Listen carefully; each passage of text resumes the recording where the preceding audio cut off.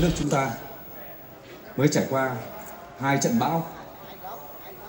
Một trận bão về thiên tai, một trận bão về kinh tế.